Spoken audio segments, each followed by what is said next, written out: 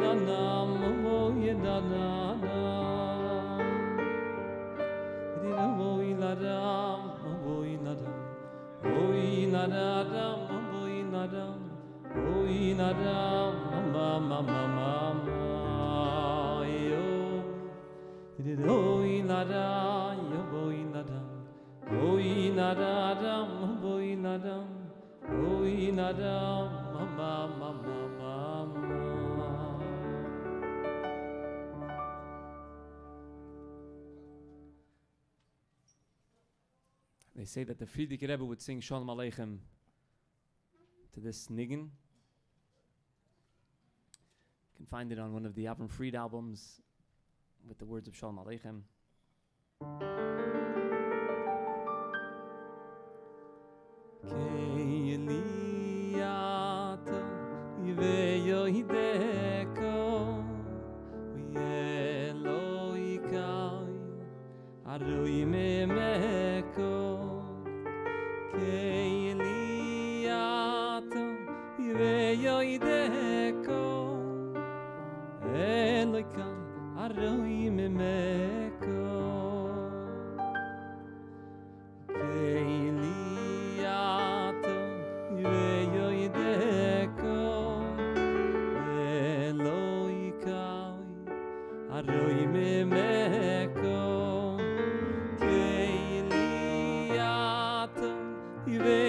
yoideko Eloka yaroi mimeko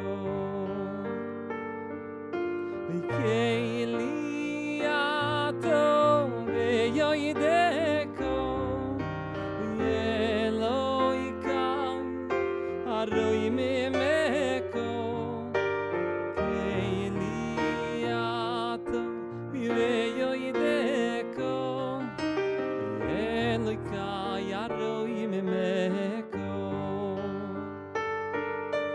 Keili ato yoideko Eloka yaroi mimeko Keili ato yoideko Eloka yaroi mimeko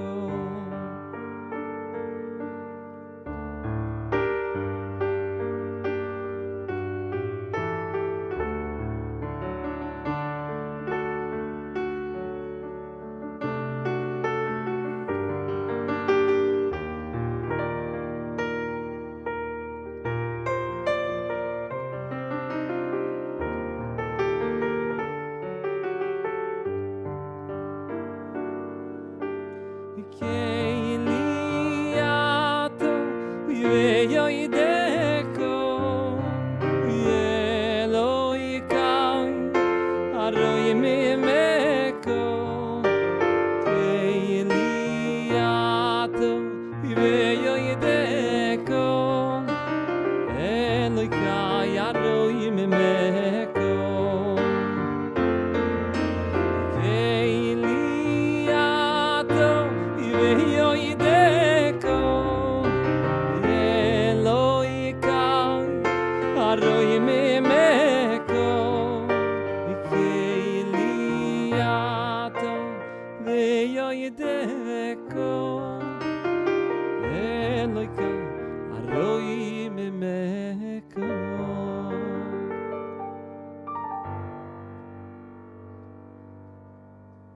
Shakayach Eli. It's a pleasure to share the stage with you again. This is not a stage. We're not performing. We're Farbrengen. It's a pleasure to Farbrengen with you again. Thank you likewise. This is a very special occasion. This is Chav Daled Teives, the 24th day of the Hebrew month of Teives, which is the yahrzeit, Hilula, of the Alter Rebbe, the Balatanya, Shulchan Aruch, the first Rebbe of Chabad.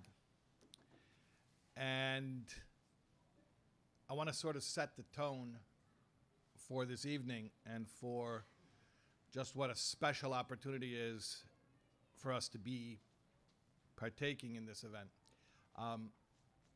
Before I explain that, I just want to make take care of some thank yous. Of course, we want to thank Beis Shmuel Chabad, which is not just another local Crown Heights synagogue, but in many ways is a synagogue to the entire Chabad world. And services, visitors from all over the world who come to Crown Heights, and of course is a thriving and growing community right here in the Shchona. And they are our hosts here at the JCM, at the Jewish Children's Museum tonight. And if you're in Crown Heights and you can get to Jewish Children's Museum, it's at the lower level. Upstairs, by the way, is a l'chaim. I want to wish a mazel tov to my dear friend Meir Gerzinski and his wife Hadassah, whose daughter Rosie is a kala, and mazel tov. If it wouldn't be for this Farbrengen being scheduled already, I would definitely be upstairs, and hopefully at some point maybe I'll have Ellie sing an extra long nigun, and I'll sneak upstairs and I'll say l'chaim with my dear friend Meir. Mazel tov. Of course, also, we want to thank Koil Chabad, and we're going to be speaking more about Koil Chabad. Koil Chabad is a charity fund that feeds the poor and hungry in Eretz Yisrael, but it's so much more than that because it's a fund that was founded by the Alter Rebbe himself.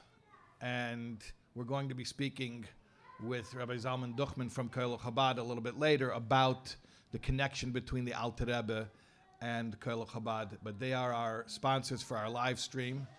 Our live stream being brought to us like that, Shammai from 321 Motion. Okay, yes. All right, 321 Motion bringing us our live stream sponsored by our dear friends at Koil Chabad. Now it's good? The sounds are good? Yeah, okay. Now, all right. And I think those are all of our thank yous for now, but perhaps we'll add to the list. If you're watching online, you could, is the graphic up? Do they see the graphic? Yeah, if you're watching online, then you'll see that Koil Chabad are our sponsors. That's my camera. Okay. Are our sponsors for the evening. And you can download the Koil Chabad Pushka app. We're living in miraculous times. You don't even need a Pushka. You just need a Pushka app. Oh, Yisrael is here. Hi, Yisrael. Okay. And I think there's a little QR code. Now, you're going to have to figure out if you're watching the live stream on your phone. What? Now I should talk less quiet, more quiet? What? It's on the bottom right. Thank you.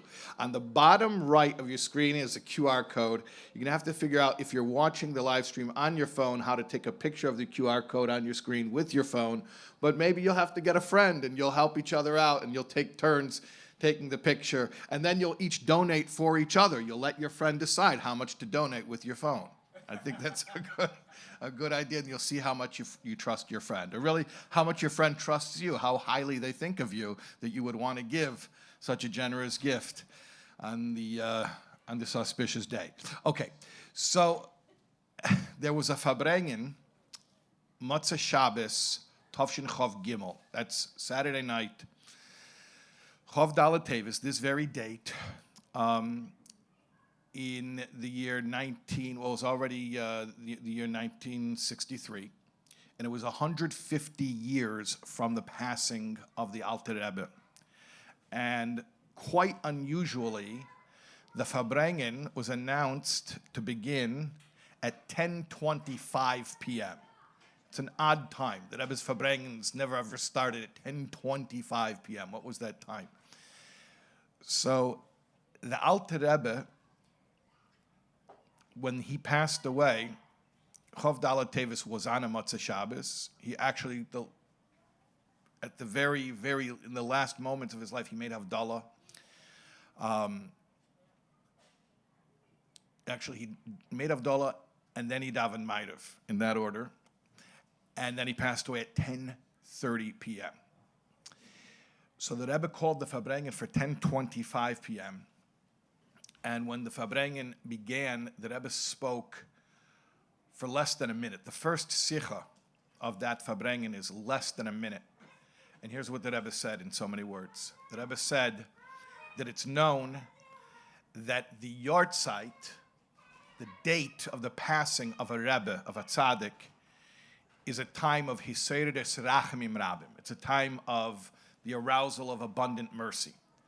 So just in general, when we come to the yahrzeit of a tzaddik, it's an auspicious time. There is powerful spiritual energy in the air. The Rebbe then added and said, however, this is a hiseirus rachamim rabim klolis. It's a general arousal of abundant mercy. The specific arousal of this energy in a totally different way is for those who specifically take part in a Farbrengen on the date of the yahrzeit. So the yahrzeit in general is a time of hiseirus rachamim rabim, but that's in a general way. Those who participate in the Farbrengen on the day of the yahrzeit, they receive this energy, this rachamim rabim, in a much deeper way. So here we are, those who have joined us at the JCM, lower level shul, to experience this hiseirus rachamim rabim protis, not just klolis. And I guess by the virtues of modern technology, those who are joining on the live stream are also experiencing. You're also taking part in this Farbrengen, this hiseirus rachamim rabim protis, this very specific energy that is available for all of us who are honoring the Alter Rebbe and taking part in a Chassidish Farbrengen on this date. And not just at this date, but at this time. It's not exactly 10:30 yet, but we will keep our eye on the clock, and we'll have something special at 10:30 at that precise time. But at any rate, when the Rebbe began that Farbrengen, that Motzei Shabbos Farbrengen, like I said, the Rebbe spoke for less than a minute and just explained that concept, how being present at a Farbrengen on the date of the yahrzeit is a very special place to be. It puts you in a position to receive abundant mercies. And then, very quickly, the Rebbe asked that the Chassidim should sing the Nigun Avinu Malkeinu. And they sang the Nigun Avinu Malkeinu. Then the Rebbe asked, quite unexpectedly, for the Alter Rebbe's Nigun, which is the Nigun Daled Bovis, which is a Nigun that's not normally sung. It's only sung on very special occasions. And in fact, when the Rebbe asked for the Alter Rebbe's Nigun at first, the one who was leading the Nigunim, Reb Shmuel Zalmanov, wasn't really sure that the Rebbe had asked for it. The Rebbe actually had to say 2 times, the Alter Rebbe's Nigun. The Rebbe said twice. They sang the Alter Rebbe's Nigun, and then the Rebbe went straight into a mimer, a very short mimer. The mimer is about 3 minutes, which is actually a mimer of the Alter Rebbe, Ein Meisrin Rozei Torah Ela Lamisha Libe Doyeg Bekirbai. And the precise time of the singing of the Nigun Daled Boves was timed to be culminating at that time of 10:30, where the Rebbe went straight into the mimer, which is a mimer of the Alter Rebbe. So as I said, at 10:30, we'll try to time something very special. But anyway, like I said, when the Rebbe opened the Farbrengen, at that particular Farbrengen, the first Nigun the Rebbe asked for was Avinu Malkeinu, which is one of the Alter Rebbe's 10 Nigunim. So, Ellie, when I mention this a Nigun, you gotta take that as a cue, Ellie. Ellie, I'm not just mentioning Nigunim for the fun of it, Ellie. Oh, by the way, before you start, I'll give you a little more time to get up here before you start Avinu Malkeinu. For those who asked, people actually asked, and I'm very honored that people asked me. People asked about the fact that I'm an oval if there's an issue of being at a musical event. So you should know this is not a musical event. This is a Farbrengen. We're not singing songs, even though Ellie's got plenty of hit songs. We're singing Nigunim. This is a whole different thing, and it's not a band, it's just a little accompaniment. So I have, of course, as all things that a Jew does, I consulted with the Rav, and it's more than okay. And so I just want to mention that everything is kosher here. And our Farbrengen, also, I just want to mention my father, whose Shleishim was last week. He passed away the 16th of Kislev. I actually had to miss my Yud Tes Kislev Farbrengen. So Chav Dalet Teives, Yud Tes Kislev is the Yom HaGeula of the Alter Rebbe. Chav Dalet Teives is the yahrzeit of the Alter Rebbe. So this Chav Dalet Teives Farbrengen is sort of my makeup for what I missed Yud Tes Kislev. And it should be a schos le'ilui nishmas Geshem Yosef ben Avram. And Avinu Malkeinu, Reb Eli. Ridai ladai ridadam ya oi nadada mama yadadam oi ladai ridadam ya oi nadada oi no oi ladai ridadam mama oi la da da da da mama ya da da oi la da da da mama oi la da da mama oi da ovi nu malke nu oi lo nu melech oi lo nu melech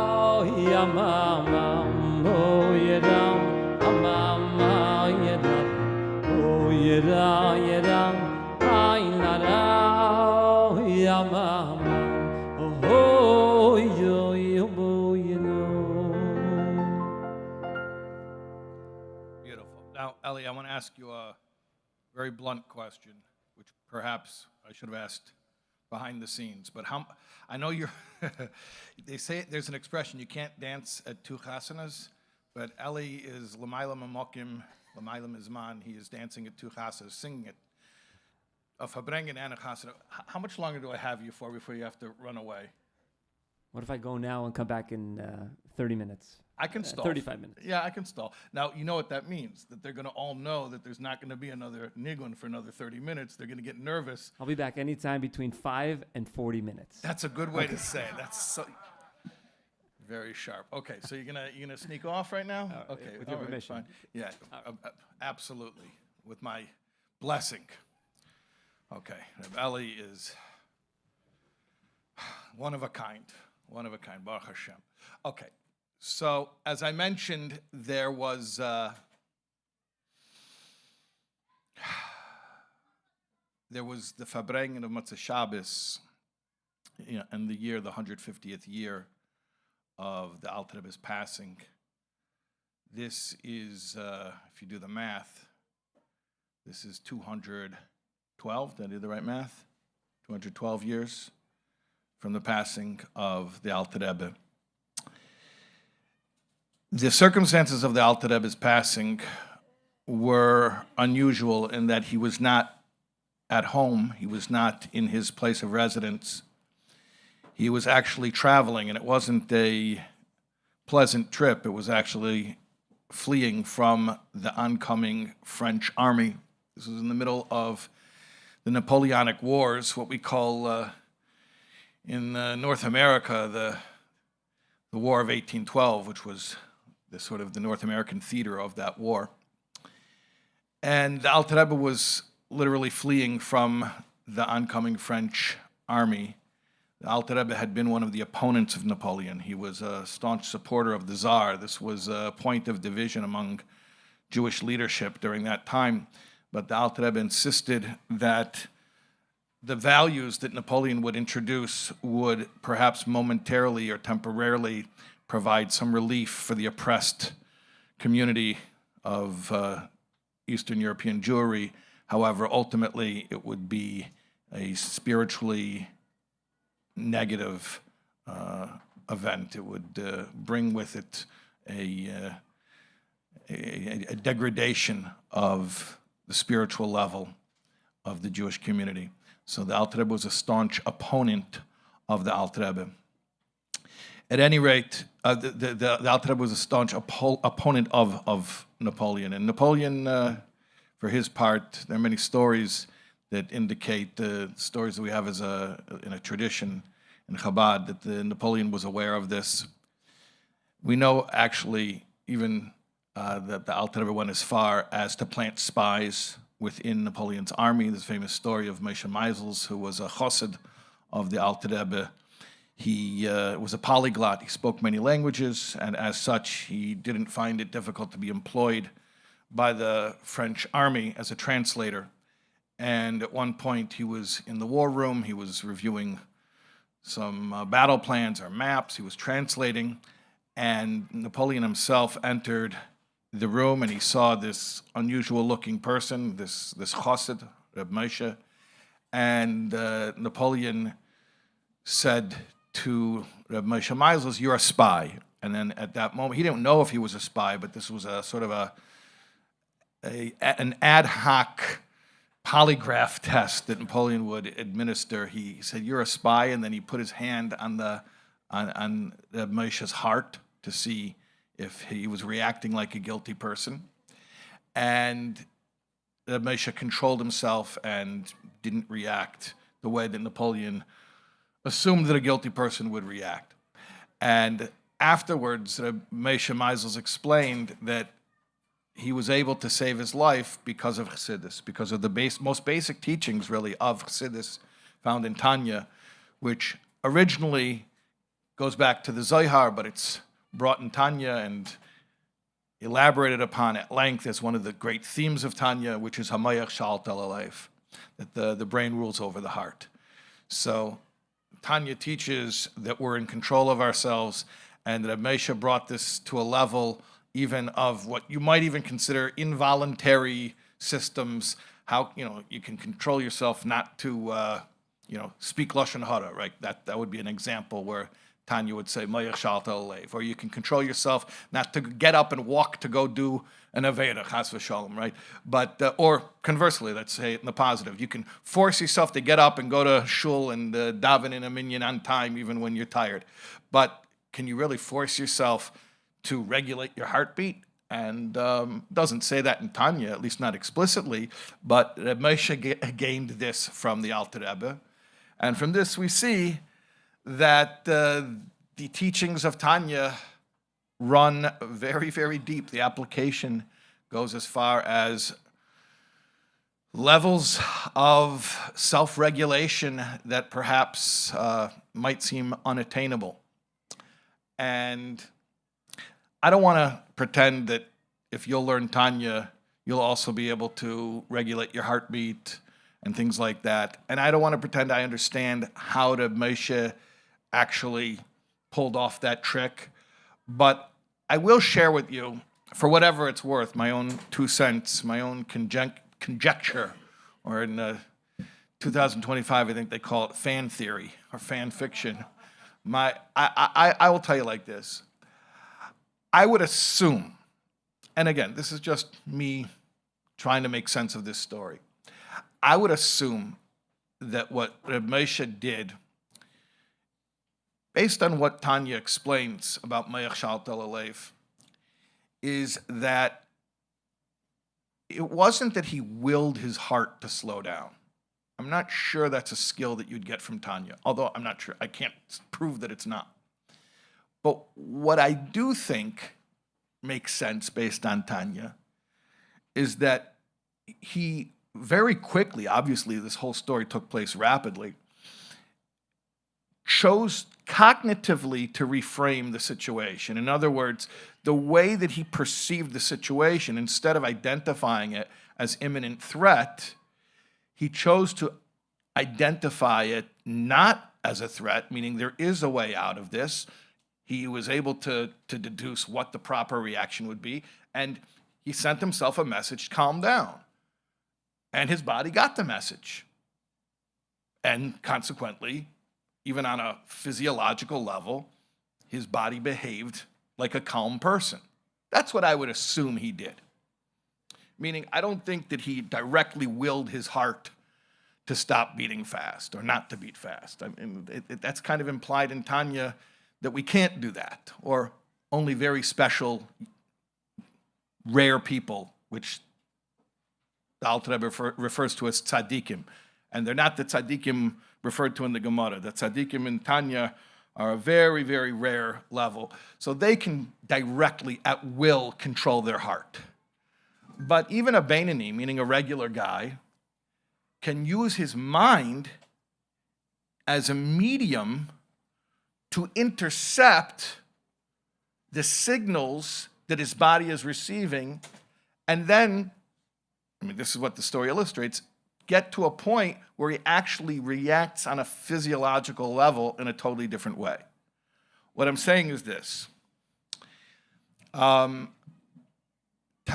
is not just telling us to behave in a certain way even when your nervous system is dysregulated.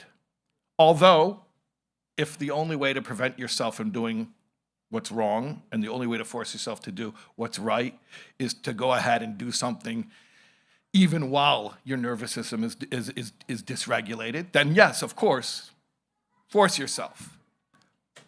But there's a higher level of Mayach Shalta Lalev where you're no longer forcing yourself, you're actually changing yourself to the point where your body gets the message that it should react differently. So I think a lot of the messaging that people have about Tanya, for whatever reason, wherever this came from, is that Tanya is sort of this this tough gym coach telling you, I don't care how you feel, I don't care if you're about to collapse, just force yourself to run another lap. And in some contexts, that's true. If that's what we have to use, if that's the tool that's appropriate in a certain context, that's what we do. But in another context, and this is really,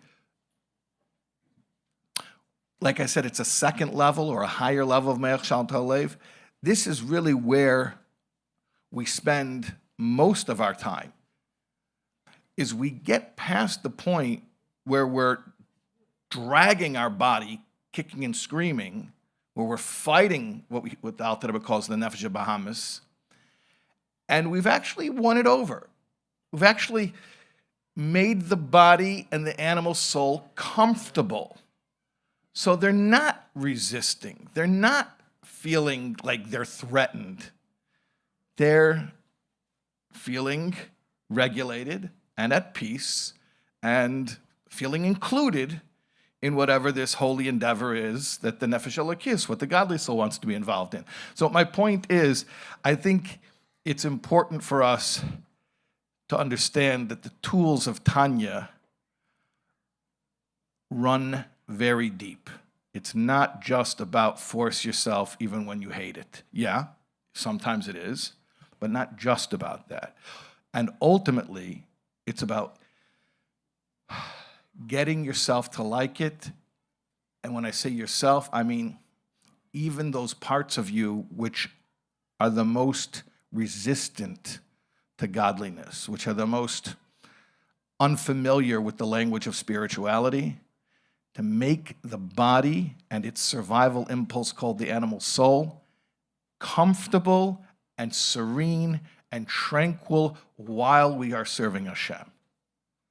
Now, I'm making a point of this only because I've heard so many people express complaints that they have felt that when they were applying Tanya, that there wasn't room given to what they might call the truth of their body. You know, the body keeps the score. And the reality is, if you look at the story of Moshe Meisels, and if you understand what the Alter Rebbe is saying about ultimately transforming the Nefesh Bahamis and transforming the body, what emerges is that the Tanya cares a great deal about your having a regulated nervous system. The Tanya cares a great deal about your body being on board with this project and feeling aligned with the mission. And in fact, you could connect this whole concept with the Alter Rebbe's passing, with Chof Daled Teives.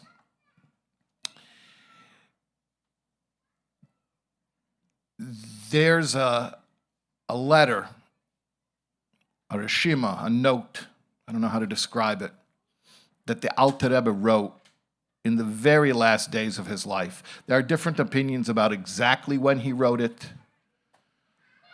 The Rebbe says that it was in his pockets on Erev Shabbos. I mentioned to you earlier that the Alter Rebbe passed away on a Motzei Shabbos.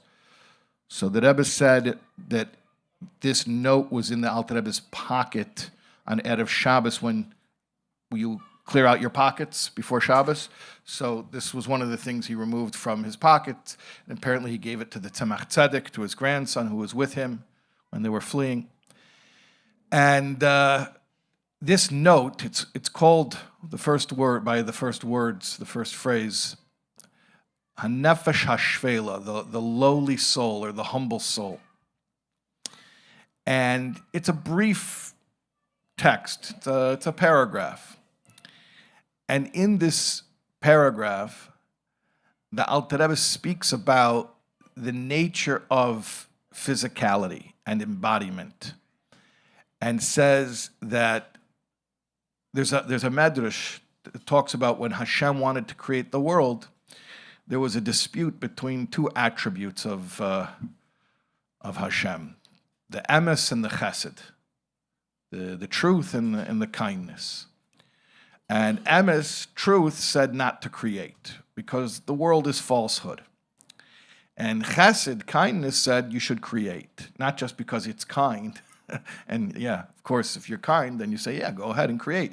But because kindness said the world will be full of kindness, because these creatures who will be created, they'll bestow acts of kindness upon one another. So upon hearing that, it says that Hashem took the emes and cast it down to the earth.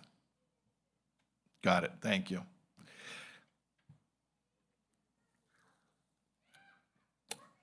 And he created the world. The Alter Rebbe, again, this is a very short text, just a few lines. The Alter Rebbe then goes on and explains that this world, meaning the physical plane, the plane of embodiment, is full of sheker. It's intrinsically false. What does it mean, the world? Olam Meloshin Helam. He doesn't say that expression, but it's a common expression in Chassidus. The word for world, Olam. It's from the Shoirish Ayin Lamed Mem, which is the word Helam, which means concealment. Meaning the very nature of creation is that it conceals creator. Because if you would see the creator, you wouldn't see the creation. So if you're seeing creation, that means you're not seeing creator. So the very nature of creation is a lie. The lie that there's anything other than Hashem, because the truth is Ein Eid Milvadai, there's nothing but Hashem. So in that sense, the creation of worlds is a big lie. And the Alter Rebbe alludes to this and says that the physical needs that people have to tend to, that these things that feel so real, these pressures that we're forced to deal with as embodied souls, it's all a big lie. Like at the end of the day, what does it matter? So you have money, you don't have money, health, not health. Who cares? I mean, it's all just temporary stuff. It's all just physical stuff. And what the Alter Rebbe concludes in this very short text, written in the last days of his life, is that this is the ultimate truth. Ironically, that the ultimate truth is the chesed that is practiced in this world of lies. Now, how do you explain it? It's so paradoxical. It seems like the ultimate truth is that Hashem should just never have created, and there should just be nothing but Hashem, and none of this facade called creation. And yet the Alter Rebbe says, no. the ultimate truth is in the embodied soul, doing acts of kindness, tending to physical needs. Like, how do we explain that? How do we wrap our heads around that? So the Rebbe explains that really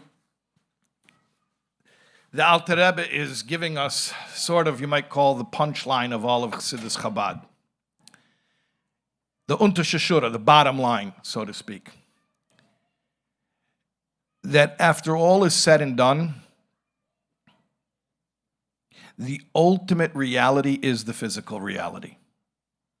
We use the term dira b'tachtonim, which is a phrase from the Medrash, from Medrash Tanchuma, that Hashem wants to be at home in the lowest realms. And therefore, that which has the most value is here in the physical world. And so the soul in heaven, it experiences divine revelation. But the soul on earth has the opportunity to surrender itself, and precisely because the soul on earth in its embodiment is lacking spiritual sensitivity, so that actually lends itself to the act of surrender. Because when you feel and you think deeply, then you start to get your own ideas. But when you realize you're way out of your league and you don't really understand what's going on, then you can be more humble, you can be more surrendered, you can be what we call a vehicle. Hashem, ride me, take me wherever you want to go. I'm not the driver, you are. So actually, ironically, the soul in heaven, so to speak, can see Hashem, but the soul on earth gets to be Hashem, or an extension of Hashem, by being surrendered to Hashem.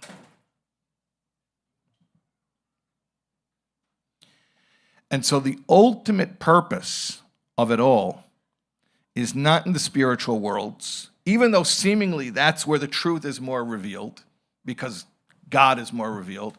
The ultimate purpose of it all is in the physical world, where we have the opportunity to surrender to God's will and be an extension of his will by being his arm, so to speak, that carries out his will, and to have an objective experience of godliness as opposed to a subjective one. See, the soul in heaven is having a subjective experience of godliness. It appreciates godliness, and it experiences profound pleasure from what it appreciates.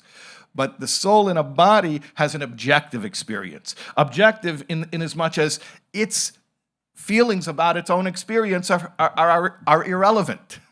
The experience is objective. It's happening whether you feel it or not. In fact, like I was saying before, precisely because the fact that you don't feel it, it actually lends itself to your greater degree of surrender. And ultimately, what happens is there's a transformation in the entire physical plane, which is the purpose for all of creation.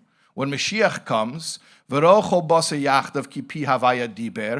the physical eyes will see. Doesn't mean an enlightenment state where we will have a consciousness of godliness. No, it means your physical eyes will empirically behold oneness. What does that mean? It means just like today, that we look at the physical world and it appears so real to us because we can see it with our physical eyes. When Mashiach comes, we will experience oneness, not as a philosophical idea, but we will see it in everything that we look at. We'll realize that it's all one. So the ultimate state of the soul is in the body, where it's involved in mitzvahs ma'asos, physical actions, which are the will of God, whereby it employs its body, it uses its body, it expends energy that was consumed from physical resources, eating, drinking. It, in many cases, many mitzvahs require the use of various different objects, the different objects that you make use of to do the mitzvah. And so the ultimate in godliness is the physical. This concept that the ultimate godly experience is physical embodiment is a radical idea. Let me try to bring it down a little bit because I'm maybe speaking a little bit philosophically here.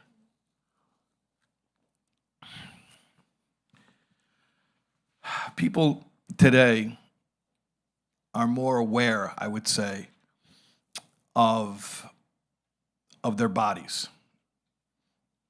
I mentioned earlier about having a dysregulated nervous system.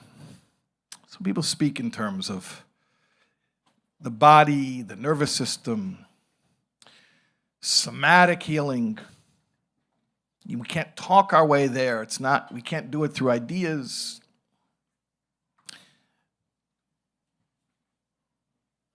The Alter Rebbe 200 years ago already introduced a system which not only takes into account the body, but which actually puts the body at the center of the entire spiritual system.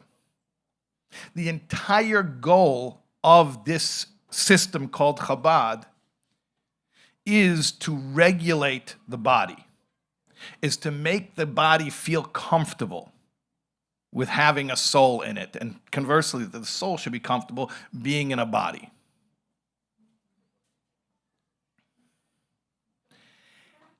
You want to get very practical? Let's get very practical. I speak to a lot of people. I don't know if you'll relate to this, but I speak to a lot of people who feel uncomfortable in their bodies. I'm talking about sensitive souls. Sometimes they call them the HSPs.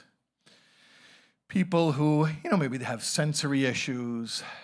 They feel things more deeply. They hear things more acutely. Their experience of this world is very intense, and so it's hard for them to be comfortable. And I identify a lot with that. Maybe that's why people tell me about it so much, because they know that I have empathy for it.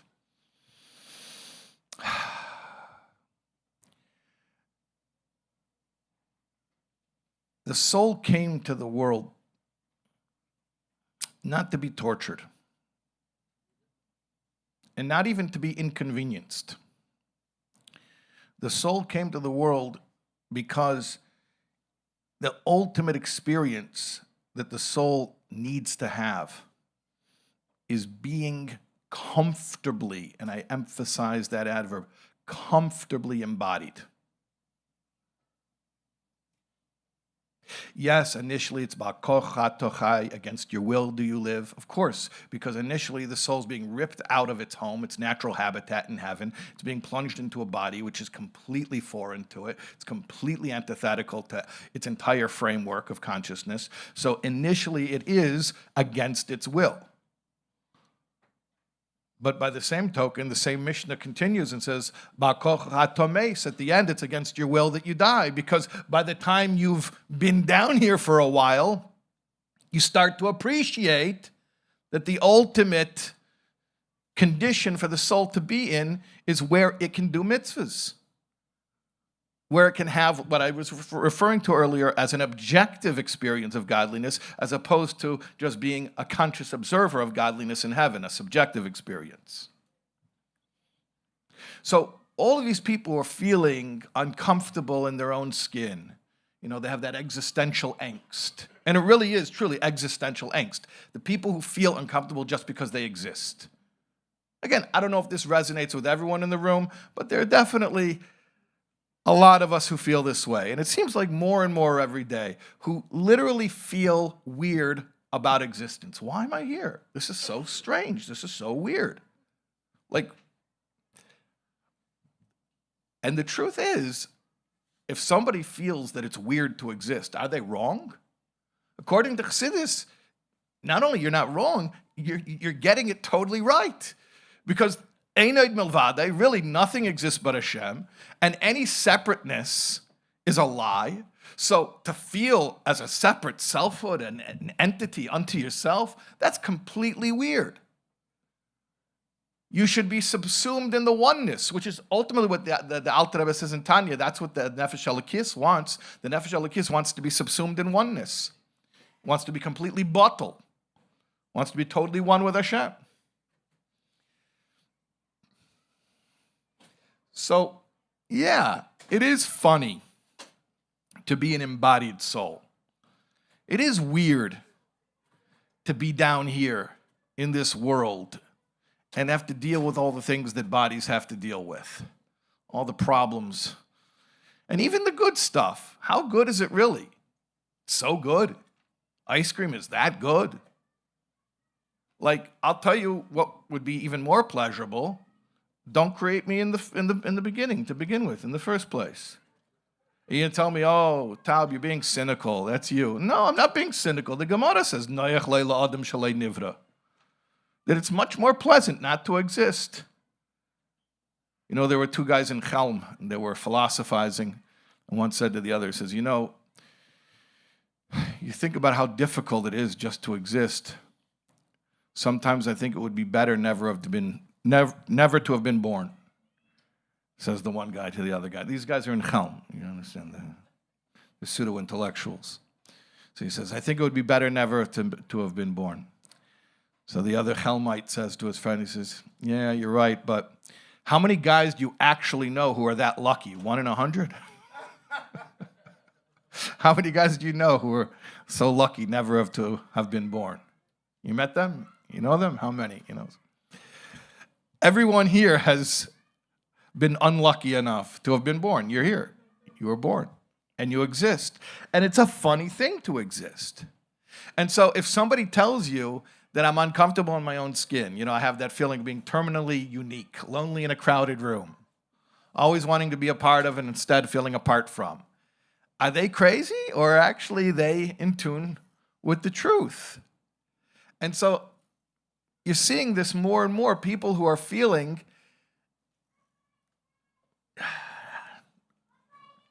just not right. Like, what's going on here? This isn't right. And what I believe they're picking up on is a deeper truth, that embodiment is weird. You're this entity called a soul that existed before, not only before your body was born, but existed before the creation of the physical world. You're this infinite, unbounded consciousness that suddenly plunged into this very constricting meat suit where you're bombarded with physical stimuli and that take over everything, where even if you want to think spiritually, it sounds like a faint radio playing from another room down the hall. Spirituality is just this dim little glimmer, and physicality, all the stimuli that are bombarding your five senses, that's front and center. And so, yeah, embodiment is weird. And as such, there are many spiritual seekers who resist embodiment, who actually want to escape embodiment. Famous story, if you want to go back to the OG sensitive souls, you know, from the Torah, you have Nadav and Avihu. So they were uncomfortable in the physical world. And I mean, that's how Chassidus explains it. Why did they die when they entered the Kodesh Kodashim? Because once they had an opportunity to have such an intense godly revelation that would overwhelm them to the point where their souls would just fly out of their body, they were like, this is what we're here for. Yeah, this is great. And they ran with it, and they just leaned into that out-of-body experience, and they did not come back. They were not interested in coming back. You look how the Orach Chaim HaKadosh describes their experience. He says it was bliss for them. It was such a relief. They were getting to escape their bodies. And Chassidus goes and doubles down and triples down on this whole explanation. It says, you know, different medrashim that explain what was the real chet of Nadav and Avihu, and all of it, Chassidus says, is basically their discomfort with embodiment. Like, for instance, it says that they were single, they didn't get married, which is also related to why a Kohen Gadol has to be married in order to enter the Kodesh HaKadoshim on Yom Kippur. Why weren't they married? Again, because being married is about being grounded. It's about, I don't mean like when your parents tell you you're grounded. I mean, marriage settles you down. Marriage is an endeavor in dira b'tachtonim, in a very specific way. Building a home, building a family, that's testimony to the fact that not only do we want to be involved in this world, but we're going to bring more souls down into this world. So, Nadav and Avihu, they never got married because they didn't want to be involved in that kind of stuff. They wanted to be monks. They wanted to have they wanted to live in the monastery, so to speak. Another explanation says that they were shtuy yain, they were drinking wine. Well, same thing, escapism. They were self-medicating. They didn't want to feel what they would otherwise be feeling. Again, they're trying to take the edge off of the intensity of their experience.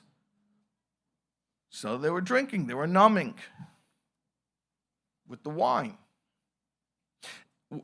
Another explanation, by the way, is that the wine means Pnimiyas HaTorah, is Chassidus, is Kabbalah.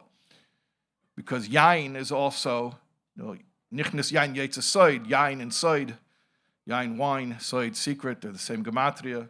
It means the soides HaTorah, the secrets of the Torah. Kabbalah is also called wine.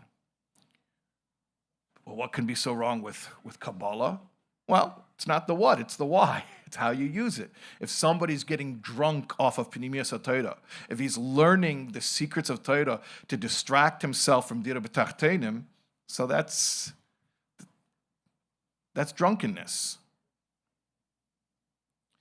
The secrets of the Torah are supposed to motivate you to appreciate God's world, not to escape from God's world. So even if you would say that shtuy yain doesn't mean bipashtus, they were drinking, it means that they were getting themselves riled up on Kabbalistic teachings and Meiser Merkava or whatever it might be. Okay, but still the same concept is escapism. Then there's even one explanation says they were mechusar bagadim, they were lacking clothing, which a simple meaning means they were lacking their uniforms. But another explanation is that Tanya says that clothing is mitzvahs, right? It calls mitzvahs levushe hanefesh, clothing for the soul. And there's a reason for that, which I won't go into right now, but the brief explanation is that when Tanya talks about changing yourself, so it says at first, just change your behaviors. You don't have to change your insides, just change your outsides.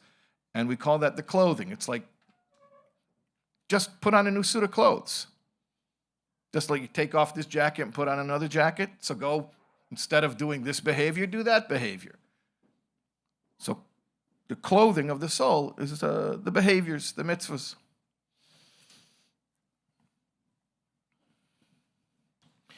B'chusar bagadim, lacking clothing, means that they spurned the value of mitzvahs ma'asiyos, of doing physical actions for Hashem. You might say similar to the meraglim, the spies, where they wanted to be involved in Yiddishkeit on a philosophical level. They wanted to learn all about it, but they didn't want to actually have to implement it and get their hands dirty, especially, those agricultural laws and stuff like that. I mean, literally get your hands dirty. You're going to have to, touch dirt and vegetables and stuff, Yuck, right? They didn't want to do that. They just want to learn, So at any rate, Nadav and Avihu, these were the OG sensitive souls. They had every sign. Oh, and by the way, one more sign. Chassidus doesn't speak about this, so I just want to mention, when I tell you something that I haven't found a source for, I try to mention it so that you'll know that if you find a source, let me know. And if you don't find a source, then don't take it that seriously. But another thing that they did, we know that they did, is that they they made a halachic decision in front of their teacher, meaning they defied authority. Just occurred to me recently that a common quality of these sensitive souls who don't feel integrated in their bodies and kind of feel out of place here in the world, another thing that they often are missing the boat on is social hierarchy. They often get branded as rebels. Chutzpah, don't talk back to an adult. Well, what if the adult isn't smart? Right? Like, no, they don't care about that. They don't understand that. Or they ask questions. Well, why should I? Oh, you're insolent. No, I need to clarify. I need to understand. I want to know why I'm doing it. It's a sort of a package deal that these types of kids, and they're not just kids because you don't necessarily grow out of this. You take it into adulthood, you just learn how to, they call it masking, you learn how to hide it a little bit better so that you don't get, you don't incur the wrath of other people. But at any rate, yeah, this lack of recognition of social hierarchy and this sort of being oblivious to rules, and especially like the chain of command, that's also a very common trait amongst these people, this type of person. So at any rate, it makes a lot of sense why a person would want to leave their body. What doesn't make sense are the people who are comfortable in their bodies. That's weird. I mean, according to Chassidus, somebody who says, yeah, I'm having a good time in the physical world. I'm enjoying this. I'm very comfortable. This is great. That's weird. I think as we're getting closer and closer to Mashiach, I think a lot of this stuff is changing, and what used to be considered weird is going to be, is already becoming considered normal, and what was considered normal is becoming considered weird. And now, if somebody tells you, I don't understand why I have to be a soul in a body, I think we're hearing it more and more. I mean, not necessarily our kids using those words. They might not even have language to articulate it that way. But, you know, they might say stuff like, why do I have to exist? And everyone gets scared, like that's so morbid. No, it's not morbid. I'm asking a question. Why do I have to exist? Or the kid who just can't be soothed. He's just uncomfortable. And then you try to figure out, well, what physical stuff can I give you? What creature comforts can I give you that'll make the physical world and your embodiment comfortable enough? And the answer is none, because like I said before, no matter how much ice cream you give me, it'll never amount to the comfort that the soul had before the embodiment. So there's no amount of physical reward, pleasure, comfort that can offset the inherent inconvenience of being a soul in a body. Doesn't exist. Okay, so what are we supposed to do with this? Sounds kind of bleak. And for those of you who identify with this, I'm sure this is not just a philosophical question. This is a real pressing issue. What are we supposed to do with this? So like I said, the Alter Rebbe's approach is very concerned with your body. I mean, really, it goes back to the Baal Shem Tov. The Baal Shem Tov was the one who first reversed the trend of asceticism in Judaism, where people thought it was spiritual to deny their bodies, to punish their bodies, or at least, at the very least, to neglect their bodies. And the Baal Shem Tov taught to take care of your body, to be gentle. So the Alter Rebbe teaches us, and this teaching becomes revealed in his last days here in his body, that the ultimate purpose of everything, the ultimate truth, ironically enough, is what the soul does in the body, in the world that seems so untruthful. and that is the chesed, the kindness that can be done in a body. So here's the somatic therapy of Tanya and the Alter Rebbe. It is, if you want to address the underlying discomfort and existential angst of being an embodied soul, you have to use your body. And specifically, you have to use it to do acts of kindness. You ever wondered why the Rambam says that repeated acts of tzedakah are superior to one lump sum of tzedakah? There are different explanations given. What does he mean about with this concept? It's an expression from the Mishnah. Hakol lefi roiv hamaaseh. The Rambam explains that if you can give the same amount of tzedakah one time as a lump sum, or you could spread it out and give it in smaller portions, but you do it repeatedly, that it's preferable to do the second, to spread it out and to do it as a repeated act over and over again. Why is that so? The reason, and obviously you're going to say to me, well, what if somebody needs the money right now? Okay, if there's a pressing need, if somebody needs the money right now, so obviously you give them as much as you can give them right now. But I'm talking to you in a situation where you're setting up your giving for the year, and you know you're going to give a certain amount. Should you give it all as one big fat check at the end of the year, or should you give a little bit every day until it adds up to that same exact amount that you would have given in the end? And the Rambam says, give one day at a time, every day, over and over again, and it's better. Why is it better? So obviously, it doesn't mean that it's more money, because it's not. It's the same exact number. It's the same exact amount of money. So then how could it possibly be better? I'll tell you how it's better. Every time you use your body as a vehicle for God's kindness, that is healing your body. It is making your soul more comfortable in its body and making the body in turn more comfortable with a soul. So every single time that you give tzedakah, you do that act, the repeated act is therapeutic.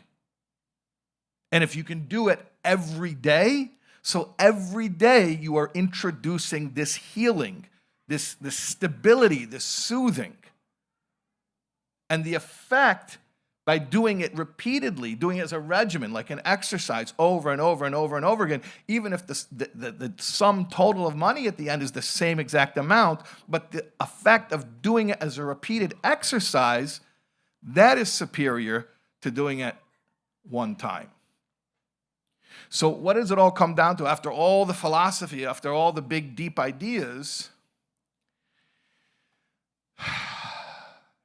is that the ultimate godly experience is not what the soul sees and appreciates in heaven, which is obviously amazing and it's profound pleasure and enim ziva shchina and all of that. But the ultimate godly experience is when a soul and a body can be comfortable, when there's an integration, a seamless integration of soul and body, and the soul and body are at peace with each other because they're acting in tandem, in partnership, as a vehicle to do kindness. So at this Farbrengen, I'm going back where I started from, but Chav Dalet Teives, 150 years after the Alter Rebbe's passing, the Rebbe emphasized tzedakah, and there was a frenzy, because the Rebbe said, you know, the Baal Shem Tov couldn't sleep until he got rid of all the cash in his home. And he says, in America, it's the exact opposite. Everyone's got a savings account, and they want to amass more money.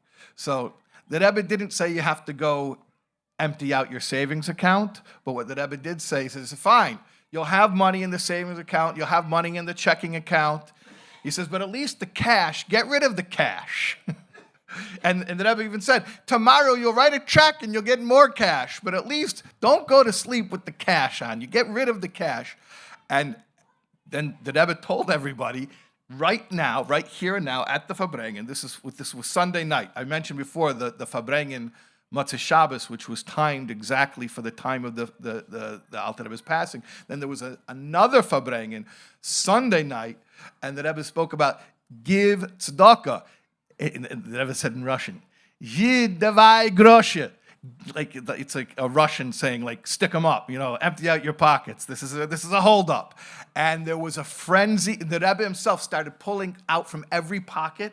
I was told it wasn't so much money. It was maybe like $1 worth of money, but the Rebbe was pulling money out of every pocket, and then everyone started going crazy, just pulling out any money they had on them. And apparently some people had like serious money on them. Like one guy had just made a withdrawal from the bank, and he was going to go pay his landlord. And there was a chassan who just had a bunch of money. Somebody gave him for his chasana. So people were running over to the Rav, to Reb Zalman Shimon. They were asking him shaylas. Like, one guy had a shayla. He took the Rebbe's $2 the Rebbe used to pay for the mikveh. This is before dollars. This is decades before the Rebbe gave dollars. So how do you get $1 from the Rebbe in the 60s? So this guy, this bacher, he went in after the Rebbe had left the mikveh. The Rebbe left $2 to pay for the mikveh, and he took those $2 and he had them on him at the Farbrengen. The Rebbe was saying, "Get rid of all the cash out of your pockets." And he was asking people, "What should I do? What should I do?" So somebody told him, "It's not money anymore. You're not going to ever spend it, so it doesn't count as money. You have it only because it's the Rebbe's dollar. It's not money." So that was enough rationalization for him to hold on to it, and he felt guilty about it later, much later. 15 years later, he wrote to the Rebbe to apologize. He said, "I still have these $2, and he sent it into the Rebbe, and the Rebbe took back the $2. So better late than never. But the point is, Yid davai groshe, get rid of that money. Spend it because it's therapy. It's healing. That's what your soul came to the body for. If you're in a body, don't sit there feeling all uncomfortable. Why am I a soul in a body? If you're a soul in a body, get rid of your money. Empty out your pockets. This is a good time to mention the Kerla Chabad Pushka app. Yeah. I don't know how that exactly works as far as like empty out. Max out your credit card. I'm not taking responsibility to say that, but at any rate, you should definitely download the Kerla Chabad Pushka app, and you'll have the ability on a daily basis. You'll go and push the buttons. But I'm not joking. I'm saying this totally seriously. Every time you open your phone and you push the buttons and you make a donation, that physical act, just the physical act of pushing those buttons, that's what the soul came to the world for. So at any rate, this whole scene, this frenzy of emptying out your pockets, at the height of it, at the climax of this frenzy, the Rebbe started the nigun, famous Chassidish nigun, Harei Koisi Lochem Bracha, that Hashem should empty out blessings for us. And even during the nigun, as the Chassidim were singing the nigun, people were continuing to empty their pockets just to make sure they'd given everything. They'd cleaned themselves out. They'd given everything that they could give. Reb Eli's back. You know this nigun? Harei Koisi Lochem Bracha? Harei Koisi Lochem Bracha, Adelidai, Adelidai, Oy Adelidai, Adelidai, Dai, Dai, Dai, Dai. Harei Koisi Lochem Bracha, Adelidai, Adelidai, Adelidai, Adelidai, Dai, Dai, Dai, Dai. Riyad Shehimelu, Siv Sisechem, Mihilo, Imar, Dai, Dai, Dai. Shiven Lucy, Sisechem, Mihilo, Imar, Dai, Dai, Dai, Vargisi Lochem Bracha. Adelidai, Adelidai, Dai, Dai, Dai, Dai, Vargisi Lochem Bracha. Adelidai, Adelidai, Adelidai, Adelidai, Dai, Dai, Dai,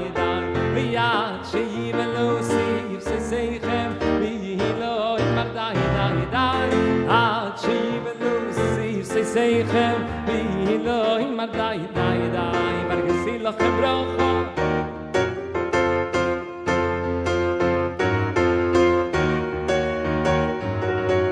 vergesi lachem bracha adeli dai adeli dai adeli dai adeli dai dai dai dai dai ya shivelu siv seichem vi lo in mar dai dai dai ya shivelu siv seichem vi lo in mar dai dai dai vergesi lachem bracha vi adeli dai adeli dai dai dai dai dai vergesi lachem bracha adeli dai adeli dai adeli dai adeli dai dai dai dai dai ad shivelu siv seichem vi lo in mar dai dai dai ad shivelu siv seichem vi lo in mar dai dai dai vergesi lachem bracha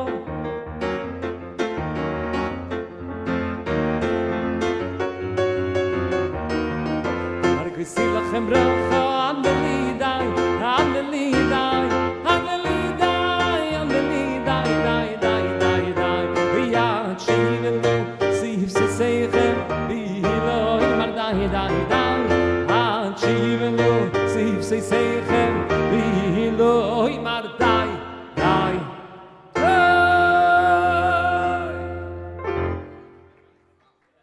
Icon? Yeah. I mentioned earlier that although I'm an oval, I'm allowed to be here because this is not a concert, this is a Farbrengen. But I see the Chassidim are not necessarily taking it that way, and they're enjoying Ellie's singing a lot. We all love Ellie's singing, but we should join in and sing with Ellie. You're going to have an opportunity to do so in 1 minute, and we're going to need your help. We're going to need your support, your singing support. I hope you already downloaded the Koil Chabad app and maxed out your credit card already. But your singing support we need in addition to your monetary support. As I mentioned, the 150th yahrzeit of the Alter Rebbe, the Farbrengen started at 10:25 on Motzei Shabbos. The Rebbe said a short sich of less than a minute. They sang Avinu Malkeinu, and then the Rebbe timed the singing of the Nigun Daled Bovis to lead right into 10:30, the time of the passing of the Alter Rebbe, and then that went straight into the Maimer of the Farbrengen. So we are approaching now 10:30, and this is a solemn occasion. This is not only the day, this is the moment of the completion of the Alter Rebbe's shlichus here in this world. It's a powerful time. As we mentioned, it's a Heseder Rachmim Rabim, and it's not just in a general way, but for those who participate at a Farbrengen, it's in a very, very specific way.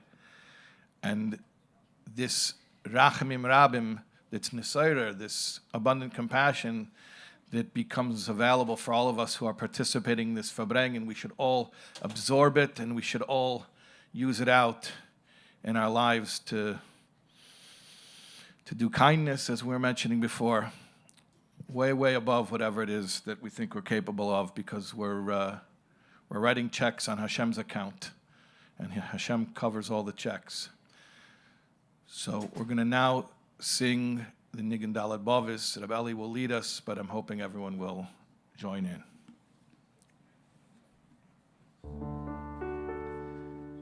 Didi-dama, mama, mama. Didi-dama, mama. Didi-do, yedna, yedna, yedna, yo. Didi-dama, mama, mama, mama, yo, yedo. Oh, yedna, yedna, yedna, yo. Didi-dama, mama, mama. Didi-dama, mama, mama. Oh, yedna, yedna, yedna. Mama, mama, mama, mama, yo. Yeda, yeda, yeda, yeda, yo. Yeda, mama, mama, mama.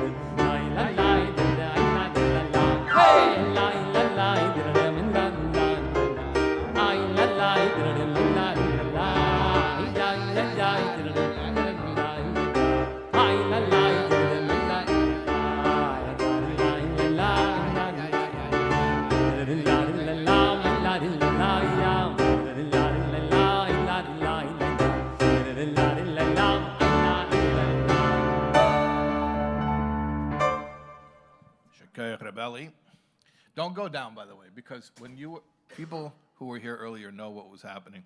The reason I had to speak so long is because we're waiting for Ellie to get back from the chasana. So, but now you're here, so don't leave me. I'm just going to talk like 2 minutes, and then I want to hear you sing again. But I don't want to hear you sing. I want you to lead us in all of us singing. Okay. So don't run. Don't go away. Okay. Thank you. I just feel better when you're sitting near me anyways, Ellie. So even... Thank you. Appreciate that. Appreciate that. Appreciate your presence, your physical presence. Very calming. It is. We were mentioning earlier when you were away, so I'll just give a brief summary of it. Catch me up. Yeah. Catch you up. So in the last few days of his life, the Alter Rebbe wrote a reshima called Nefesh HaShvela, the humble soul. And it's very short, it's like a paragraph. But one of the things it talks about there is like the physical world, it's all falsehood, and what's it all about?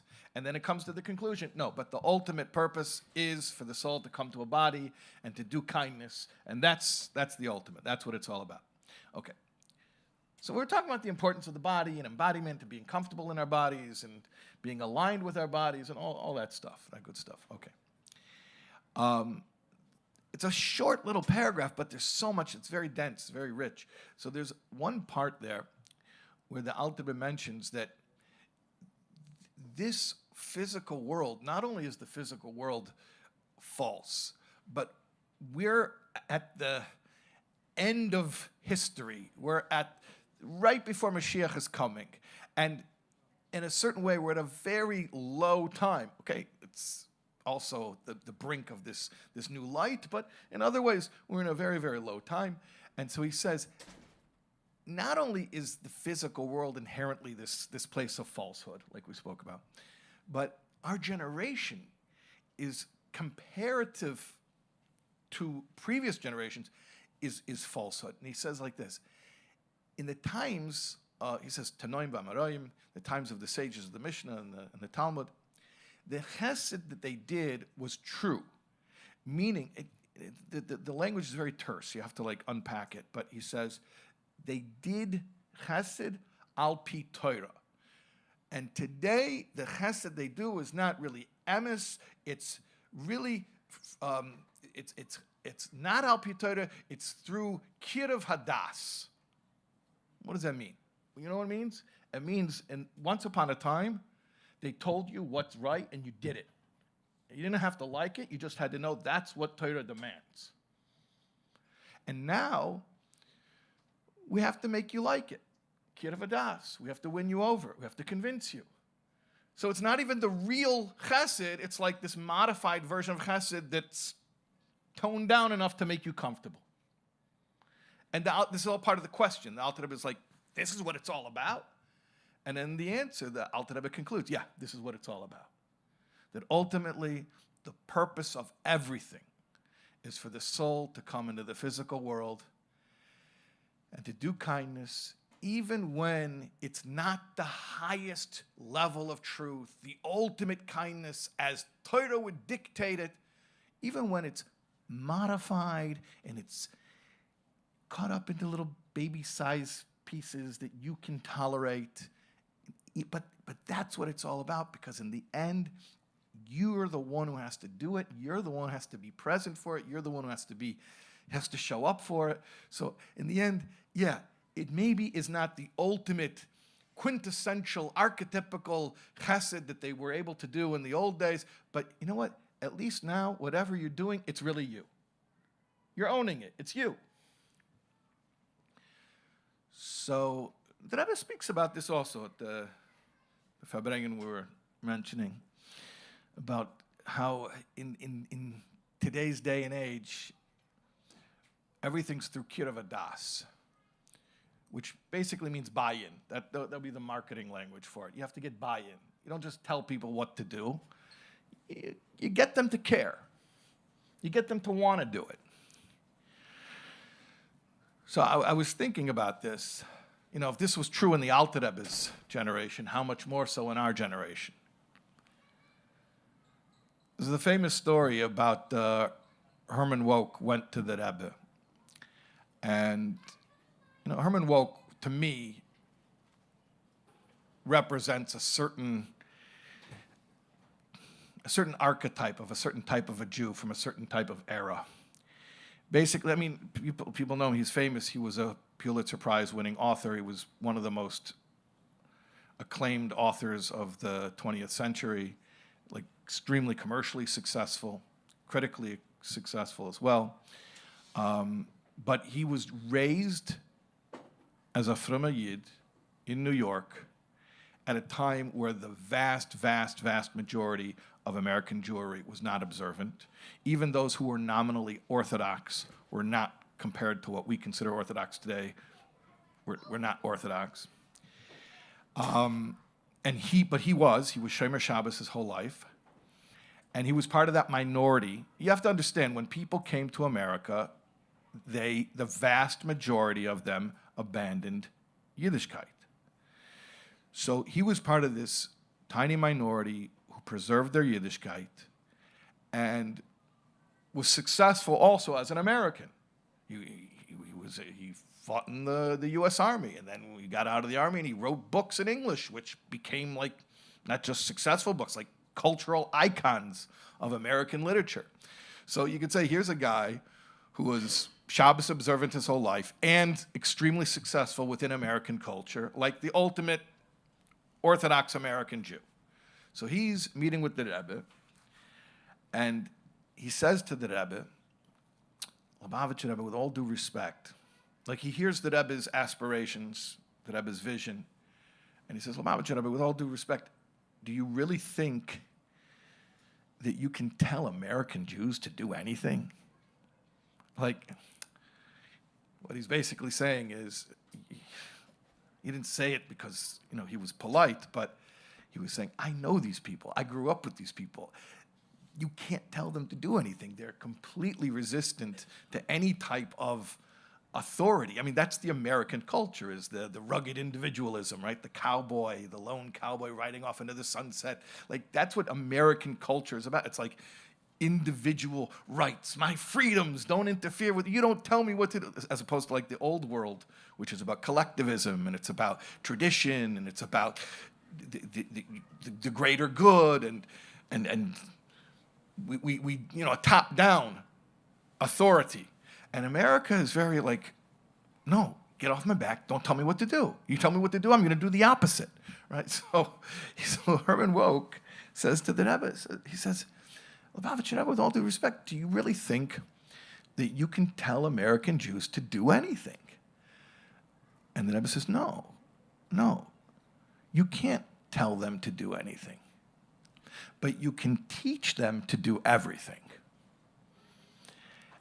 And for me, that one line sums up the whole approach of Dor Shvi, the seventh generation, from the Alter Rebbe, the Rebbe's leadership, the Rebbe's vision, which is, the Rebbe said it about American Jews. But in today's day and age, I don't think it's specific just to American Jews. I think in 2025, and probably for a good number of years already, I think all Jews today are, quote-unquote, American Jews, meaning you don't tell me what to do. You don't order me around. And the Rebbe understood that and said, no, I'm not going to tell them what to do. I understand that that's counterproductive. But you have to understand, just because you can't boss them around doesn't mean that you give up on them. What it means is, and this is going back to the Alter Rebbe's Reshima, Nefesh HaShvela, is Kirv Hadas. Win them over, get their buy-in. Explain it to them. Make them care.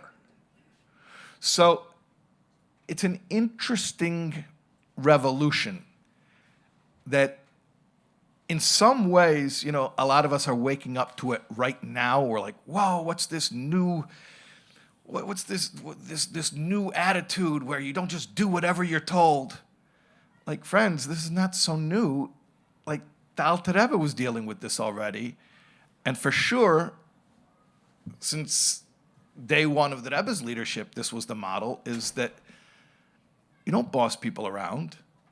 And not just because it doesn't work, but actually from a deeper perspective, if you boss them around, then all you've succeeded at gaining is behavioral compliance, meaning you got them to do what you wanted them to do, but you didn't get their mind space and their heart space.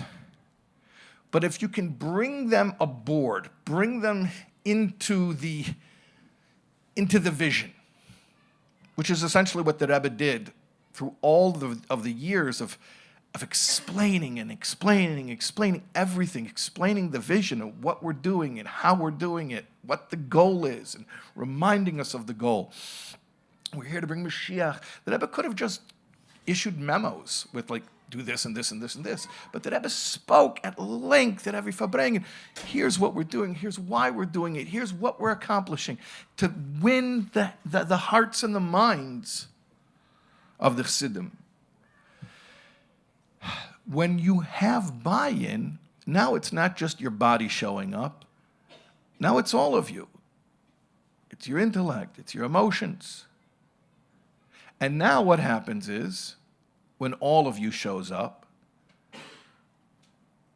you'll continue doing it even when you're not forced to. I have a parenting course. No, I'm not trying to plug my parenting course because we already had class 3 out of 6 this week, so you can't join it late, so I'm not selling my parenting course tonight. I am, by the way, promoting. Do you know what I'm promoting? Did I promote it well enough that you know what I'm promoting tonight? What? Koilel Chabad. Koilel Chabad, Pushka app. Very good, Ellie. At least, whenever I Farbrengen with Ellie, at least I know one person is listening. Appreciate it. Yes, I'm promoting the Koilel Chabad Pushka app. The QR code is on your phone. Okay. I'm not promoting my parenting course, but I'll tell you from my parenting course, because I just taught this last night. We have the men on Tuesday nights and the women on Wednesday nights. And so just last night, I was talking to them about values. What are values? Values are ideas, but they're special ideas. They're ideas that we use to prioritize our actions and make decisions of what we're going to do. And not only do these ideas help us to choose right from wrong, but more importantly, where values really come into play is when you're choosing right from right. When there are two good things to do and you can only do one, our values help us to decide the right thing to do, or the right-er thing to do. So I was saying to them, a lot of times when we parent, we just focus on behaviors. If the kid's doing what we want, then we're happy. We leave him alone. If he's doing what we don't want, then we go and intervene. But does the kid know why he's doing it? Does he care about it?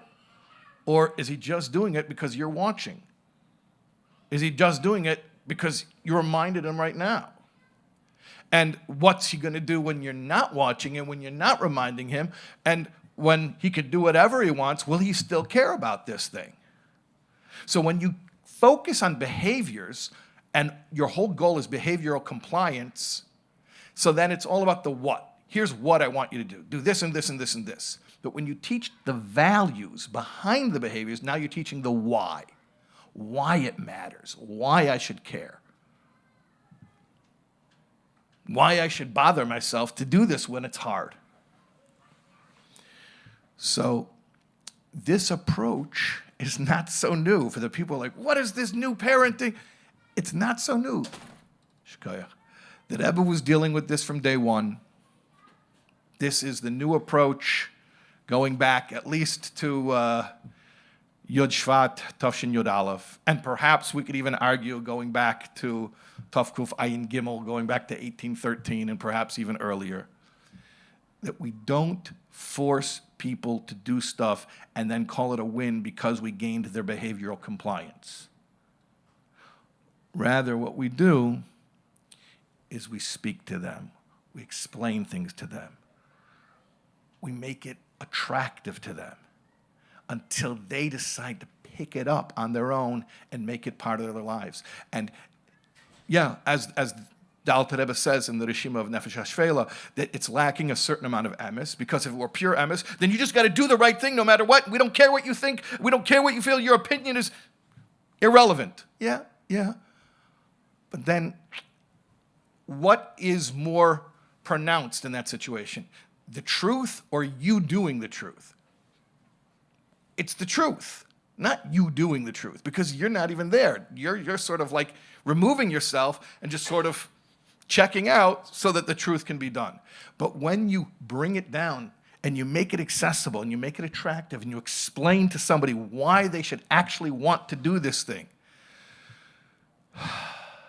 now when they do it, what's coming out?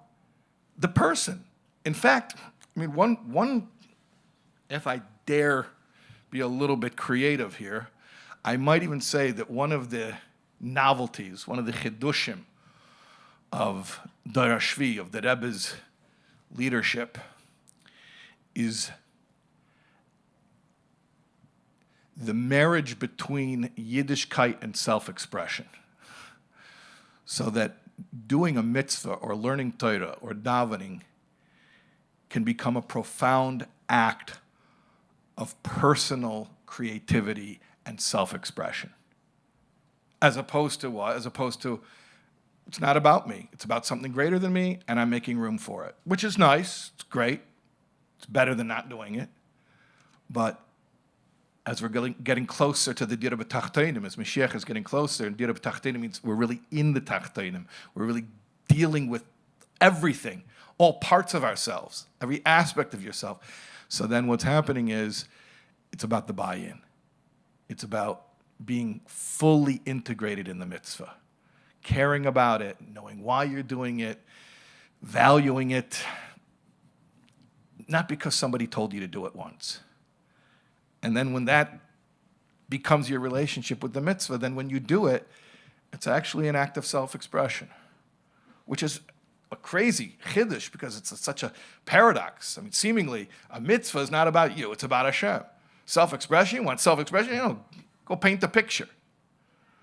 And what we're saying is that a yid can get up and go daven shachris, put on tefillin, and daven, and that can be a profound expression of what matters most deeply to me.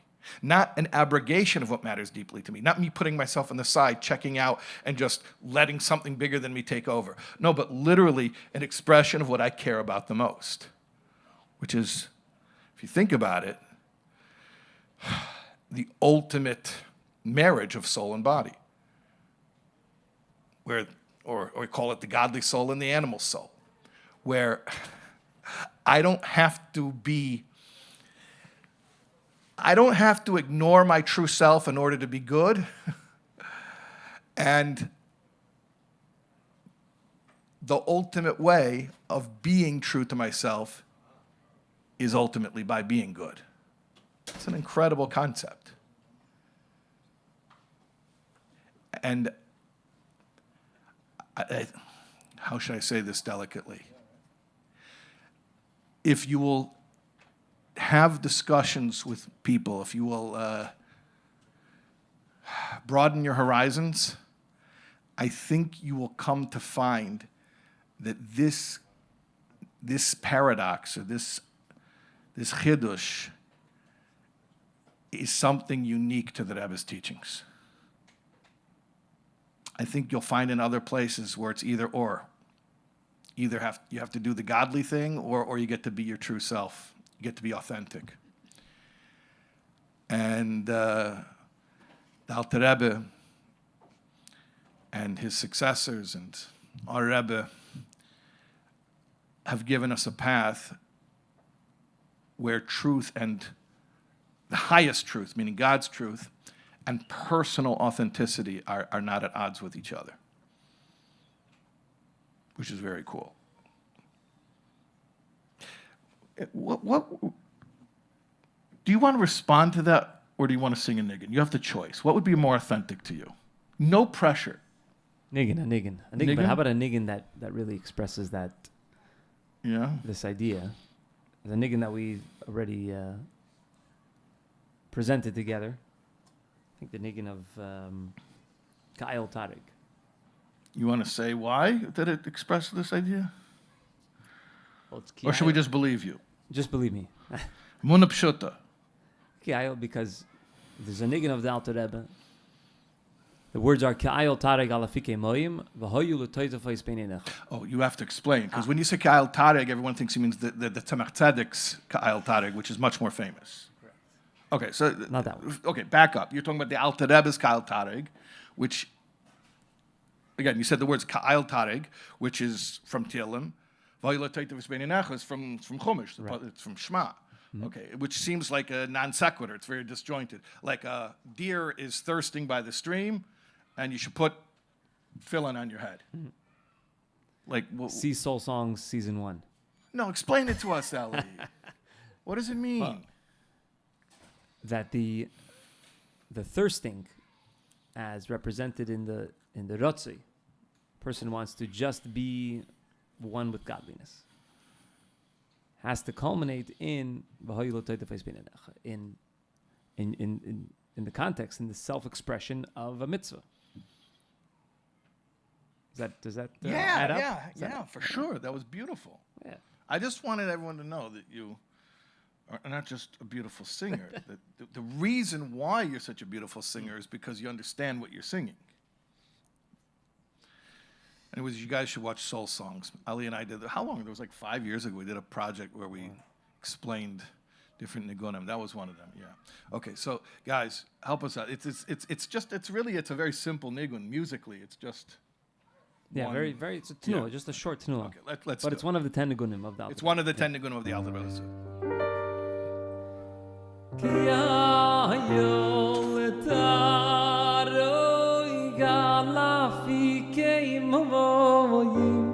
V'hoyu l'toitafos beineinecha ki ayol l'taroi galafikei moyim v'hoyu l'toitafos beineinecha. That's it. That's it. That's the whole tenua. Yeah. You want to do the Tzemach Tzedek's Ka'ayol Tareg? Maybe the guys will join in. Ki ayol taroi galafikei moyim ki nafshi sarge lecho eloiki oyitzamo nafshi leloiki lekei Oye Messiah boy B'nei Elohiki Oye Messiah boy B'nei Elohiki. Again. Ki ayol taroi galafikei moyim ki nafshi sarge lecho eloiki oitzamo nafshi eloiki lekei lecho oimosai obomoboy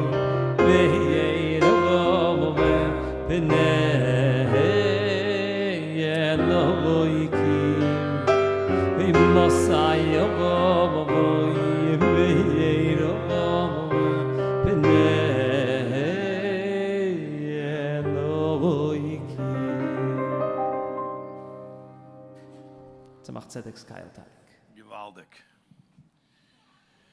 One more short nigun? Yeah, what do you got? One more short. Yeah, we always want a nigun. Doesn't even have to be a short one. Well, It's like you're bargaining with me. Just a short nigun. well, before you said you want a long nigun so you could run upstairs. I don't know if you had that opportunity yet. I didn't yet. All right, well, What do you one got? more short nigun. Yeah, sure. One more short. So the 10 nigunim of the Alter Rebbe, the 10 special nigunim, a lot of them are just short tenuas, just like the previous Ka'ayol Tareg. Mm-hmm. One of them is a nigun called Likra Shabbos from the Chodoidi. Very interesting nigun.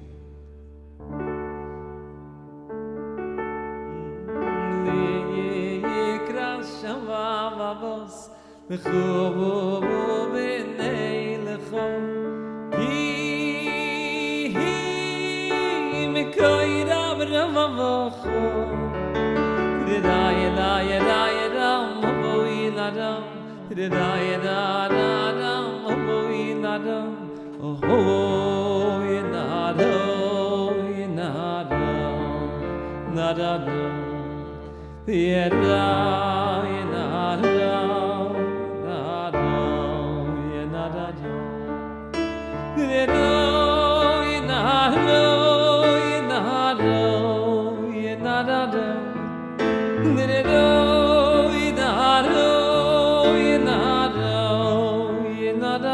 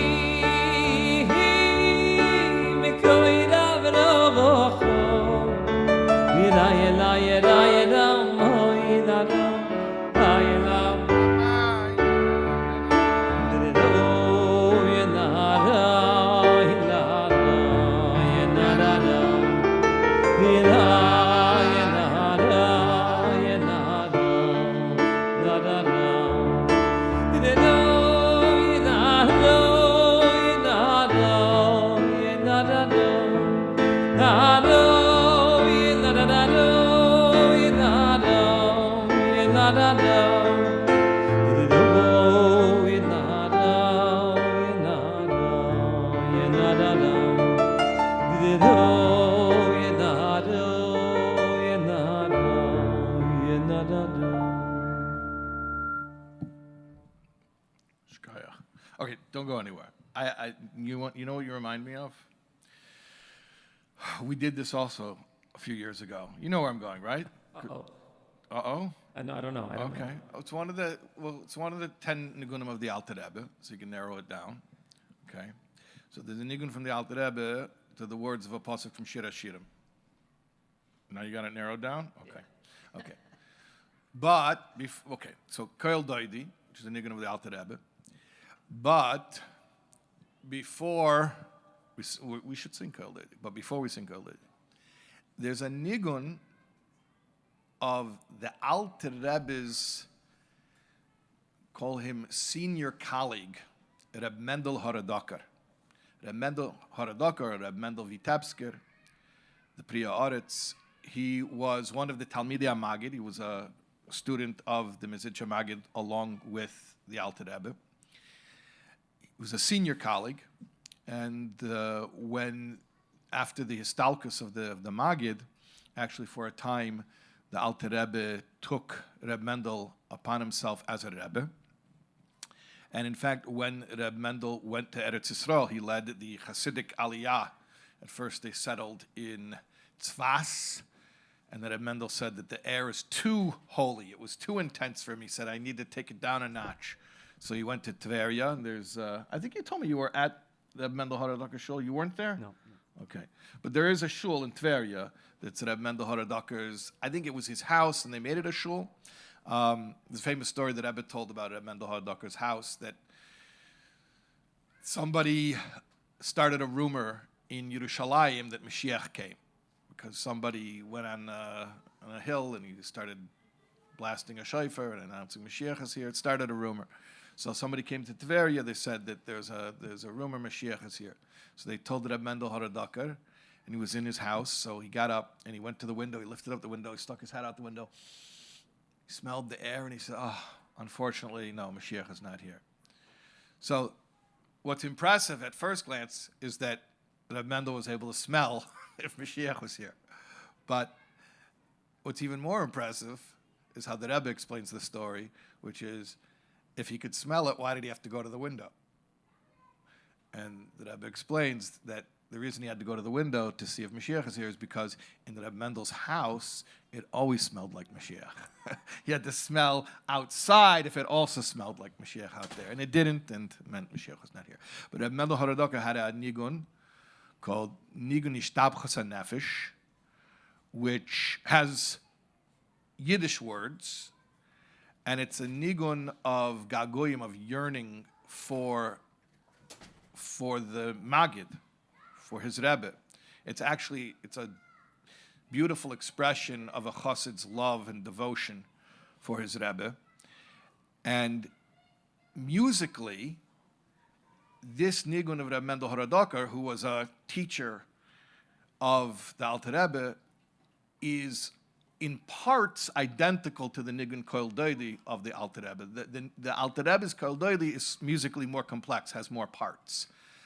But there are parts that are musically identical, and we don't know exactly the story. I mean, was it that the Alter Rebbe heard Reb Mendel Horodoker singing this nigun, and then he expanded upon it, elaborated upon it, it's called interpolation? Maybe that's, well, whatever it is. Okay, we don't know exactly how the story took place, but be that as it may, we have these two nigunim. Okay, so you have the nigun Ishtabchas HaNefesh, you have it queued up, are we ready?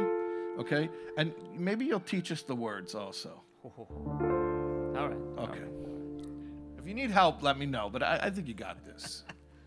Ellie's a pro. Wollte ich haben gildene Flügeln. If I had golden wings, what would I do if I had golden wings? Wollte ich zu dir gefliehen. I would fly to you. I'm talking to the Rebbe. This is the yearning that a chassid has when he wants to be by his Rebbe. He's saying, if only I had golden wings, what would I do? I would fly to you. Okay. Wollte ich haben gildene Räder. If I had golden wheels, wollte ich zu dir fahren. I would travel to you. That's a lower level, by the way. Obviously, taking the train is lower than flying. Right. Right. Now, Kabbalistically, the flying, the Godfin is the Avavayira. So if I had enough Avavayira, I would use that. But maybe I don't have enough. Okay, so then I'll use the lower level. Ava Misuteris, that's the golden wheels. Wollte ich haben Pferd und Sattel. If I had a horse and saddle, wollte ich zu dir geritten. I would have ridden to you. I would ride to you. That's the even lower level. You know, horse and saddle, that's like not even like, that's like, spirit, frontier. I don't know. Wollte ich haben Tint und Feder. If I had ink and quill, a pen, if I had a pen. Wollte ich zu dir geschrieben. I would write to you. Now here, I'm not going to you anymore because I can't get there. This is even lower level where I can't get there, but I could get a message to you. I could get a message to you. I could text you. Yeah. Wollte ich haben a gildenen Fingerl. This is the lowest level. If I had a golden ring, wollte ich zu dir gegeben. I would give it to you. Why is that the lowest level? I can't even get a message to you because I'm not on the level where I could formulate a message. But I own something. What do I have? I have this ring. Okay, fine, it's yours. And that's the lowest level where I can't reach you through intellect or through emotion, but I can do something meaningful for you. And I can forge a connection through that. It's a beautiful, beautiful song. The lyrics are just so moving if you think about it. Anyways, yeah. Wollte ich haben gildene Flügeln, wollte ich zu dir gefliehen, wollte ich haben gildene Räder, wollte ich zu dir geritten. Da da da da da.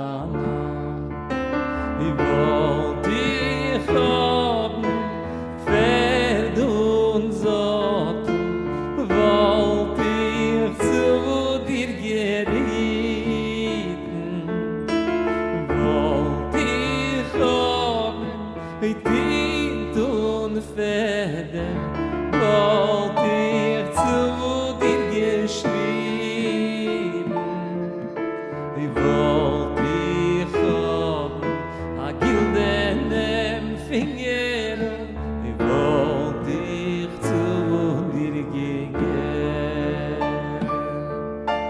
Mama, mama, mama, ye na na, oh ye na na, ay ay ay, mama, mama, mama, ye na na, oh ye na, oh, mama, mama, mama, ye na na, oh ye na na, mama, ya mama, mama, mama, ye na na, oh ye na na. So that's the Nigun Shtabchos HaNefesh from Rebbe Mendel Haradoker. And you hear there's basically just two parts to that, which are identical to this, I think the second and third parts of Koil Deidi. Koil Deidi is more complex, has more parts to it. But you'll recognize the musical similarity. And obviously the words are completely different, but thematically it's not so different because Shir HaShirim, you know, Volt Shlomo Melech ben a Chassid, Volt geschrieben Shir HaShirim. You've already heard the old saying that if Shlomo Melech would be a Chassid, he wouldn't write the metaphor of husband and wife to express the love of Hashem and the Jewish people. He would have used the metaphor of the love of a Rebbe and a Chassid. So Koil Deidi is Shir HaShirim, and it's also an expression of intense longing, desire for closeness. Yeah. I'm just thinking. Yeah. The speaking about tzedakah.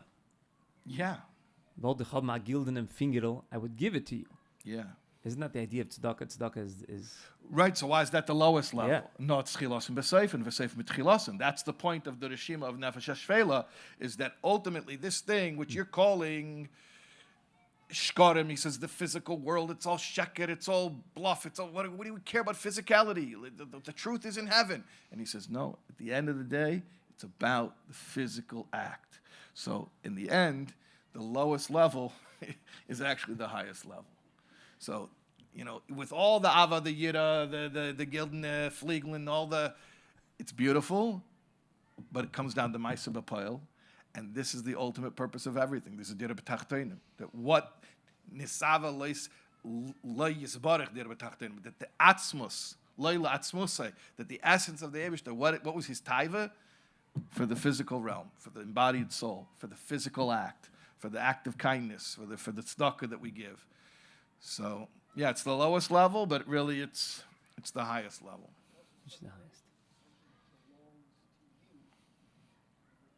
And you're giving it away. Yeah.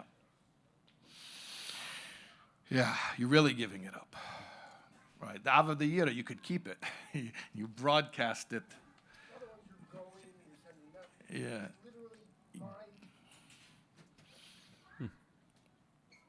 Yeah. Okay. All right. Koil Deidi? Koil Deidi. Yeah. Try it. Maybe the Chassidim will sing with you. Koil Deidi, di doife, doidi, doife, is lilim. Koil Deidi, di doidi, doife, doidi, doife, is lilim. Is lilim, Yahoy Sirayovosi, Yahoy Navosi Samosi. Is lilim, Yahoy Sirayovosi, Yahoy Navosi Samosi. Yamama mama yena.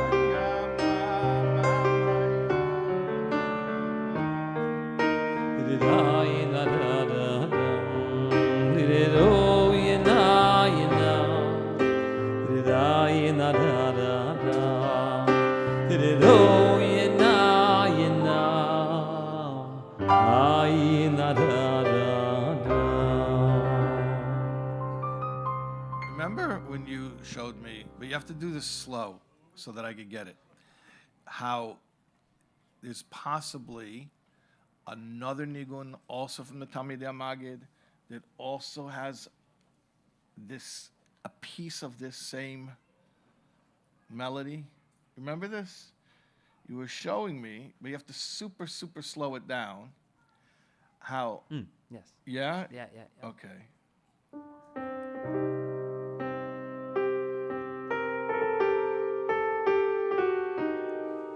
Kazakh. Yeah. The Mishpal Zayda. Yeah, but do that again. I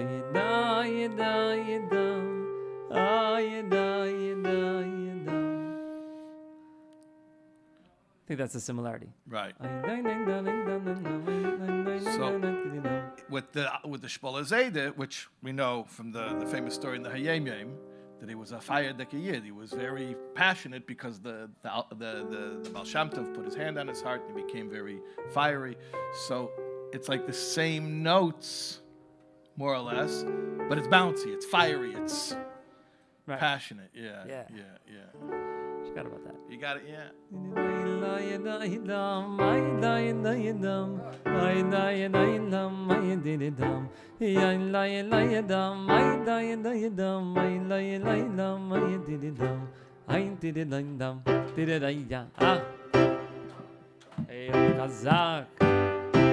Kazakh, chiri bom, Kazakh, chiri bom, Kazakh. That's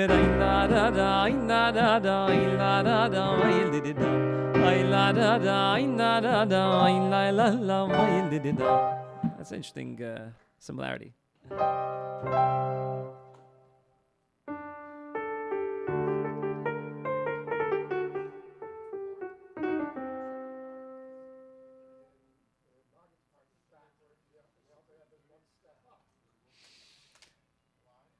Can't sign.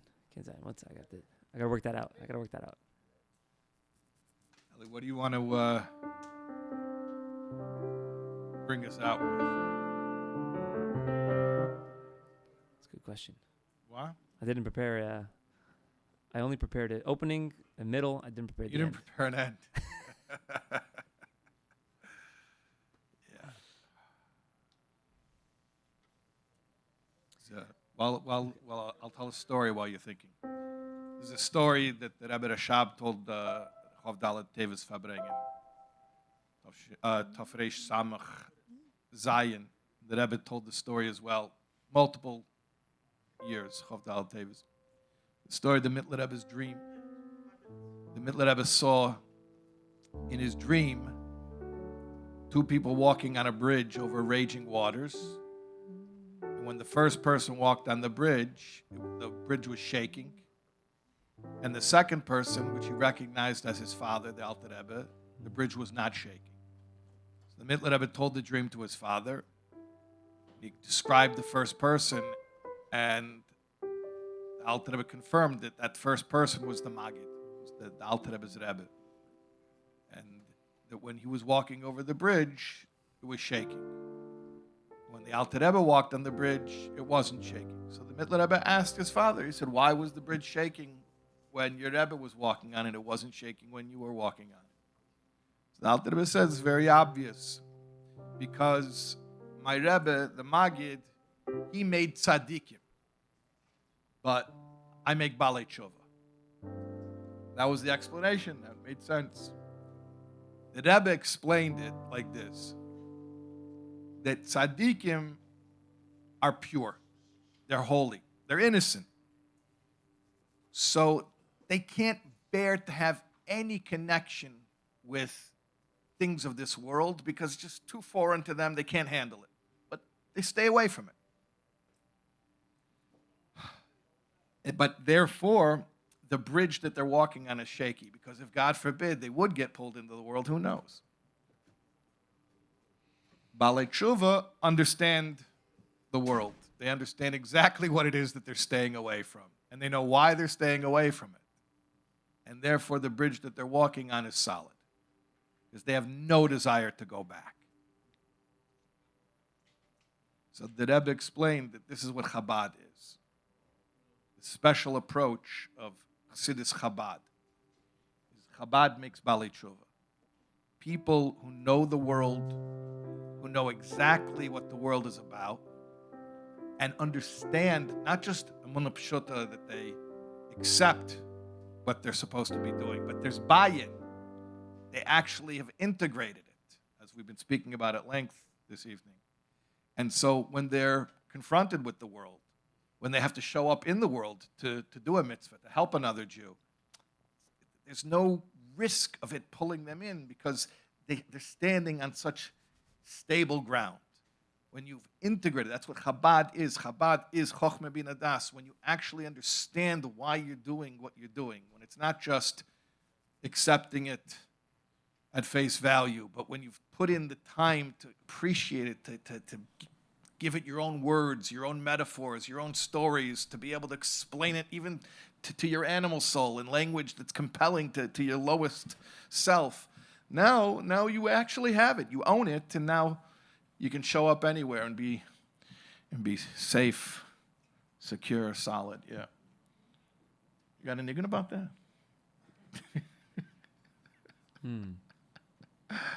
Maybe. Any more niggin from the Alter Rebbe that we didn't? There's a few more. Tzeno Rena. Niggin Dvekus. I don't know if I can ready to sing that publicly yet. But how about a niggin that says that a niggin from a chassid of the Alter Rebbe? Okay. Good enough. Yeah. With a niggin if a Farbrengen is like a pan to the Alter Rebbe, That's right. so a pan is like Yechidus. So we could sing the niggin Lacha Yechidus. The post Yechidus niggin. It's a bouncy one, right? Yeah. Yeah. From Reb Shlomo Chashniker.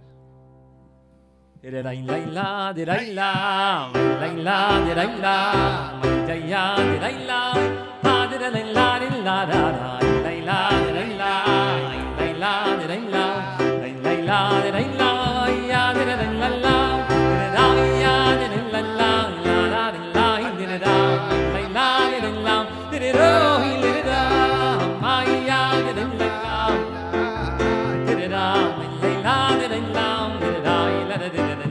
Aha, oh, oh, oh, oh, la-la-la, la-la-la, la-la-la, la-la-la, la-la-la, la-la-la, oh, la-la-la,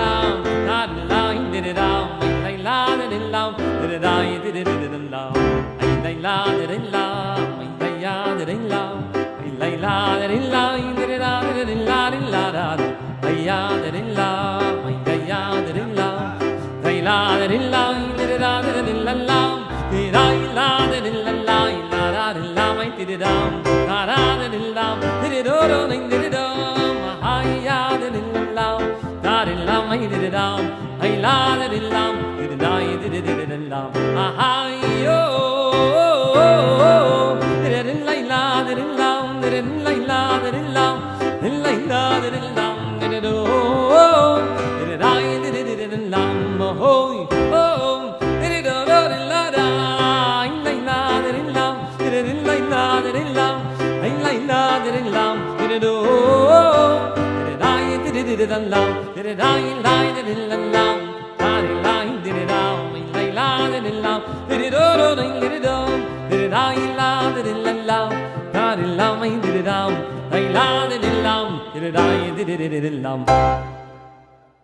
Rebelli.